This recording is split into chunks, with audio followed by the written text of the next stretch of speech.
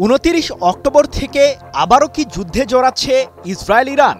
কারণ জাতিসংঘের পরমাণু সংস্থা IAEA এর প্রধান রাফায়েল গ্রসি জানিয়েছেন, ইরান পুরোদমে শুরু করেছে পারমাণবিক কর্মসূচির কাজ।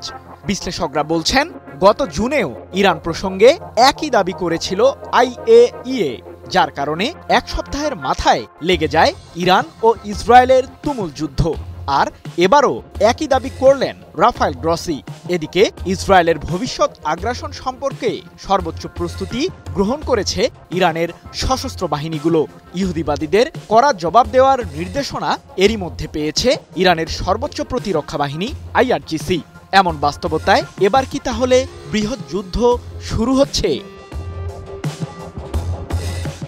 ইরানের কাছে 400 কেজি ইউরেনিয়াম রয়েছে, যার পরিশুদ্ধতার মাত্রা 60%। দেশটি নিমিষেই 90% ইউরেনিয়াম তৈরি করতে পারবে, এমনটি জানিয়ে রাফায়েল গ্রসি বলেন, ইউরেনিয়াম তৈরিতে ইরান যদি আরও এগিয়ে যায় তাহলে দেশটি প্রায় 10টি পারমাণবিক বোমা তৈরি করতে পারবে।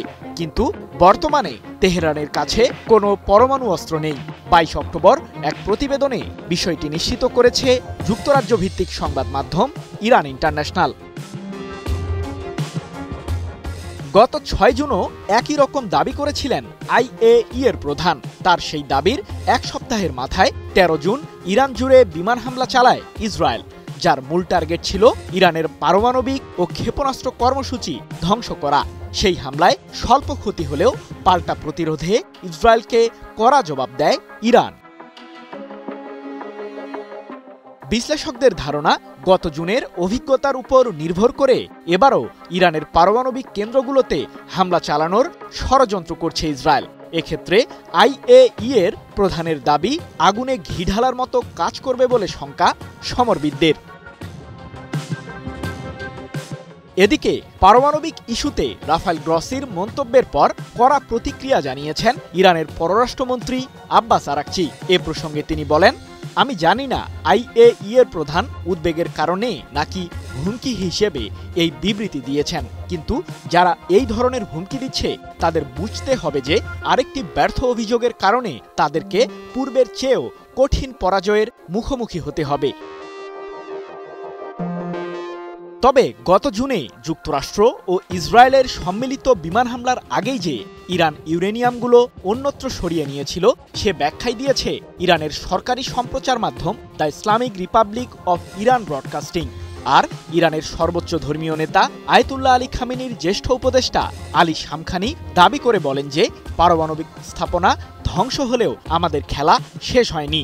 সমৃদ্ধ ইউরেনিয়াম এখনও অক্ষতই রয়েছে, তবে ঠিক কোন জায়গায় রয়েছে পারমাণবিক অস্ত্র তৈরির মূল এই উপকরণগুলো, সে বিষয়ে বিস্তারিত জানাননি তিনি। অন্যদিকে ইহুদিবাদীদের সম্ভাব্য আগ্রাসনের বিরুদ্ধে পূর্বের চেয়েও শক্তিশালী প্রস্তুতি নিয়েছে ইরানের সামরিক বাহিনী। এ প্রসঙ্গে ইরানের সশস্ত্র বাহিনীর প্রধান মেজর জেনারেল আব্দুল রাহিম মুসাভি বলেছেন, আমাদের বাহিনীগুলোকে সর্বোচ্চ স্তরের প্রস্তুতি বজায় রাখতে হবে, প্রতিনিয়ত শক্তি অর্জন করতে হবে। এবার কেমন জবাব দেবে তেহরান? কি বুঝলেন ভাই? অনলি যেটাই চাই। যে কোনো দিন ইসরায়েলে হামলা চালাতে পারে ইরান, সম্প্রতি এমন আশঙ্কা জানিয়েছেন ইসরায়েলের সাবেক গোয়েন্দা কর্মকর্তা ড্যানি সিট্রিনোভিচ। তেহরান অতীতের সংঘর্ষ থেকে শিক্ষা নিয়েছে এবং দ্রুতগতিতে ক্ষেপণাস্ত্র ক্ষমতা উন্নত করছে জানিয়ে ড্যানি বলেন, ইরানের সামরিক ক্ষমতা অনেকের ধারণার চেয়েও শক্তিশালী। যুক্তরাষ্ট্র ইরানের ইউরেনিয়াম সমৃদ্ধকরণ ও ক্ষেপণাস্ত্র সক্ষমতা কমিয়ে আনার প্রতি মনোযোগী, আর ইসরায়েল সংঘাত চায়। তাই কয়েক সপ্তাহ কিংবা মাসের মাঝে দুই পক্ষের তুমুল যুদ্ধ বাধতে পারে। সৃজন মাহমুদ, নিউজ 24।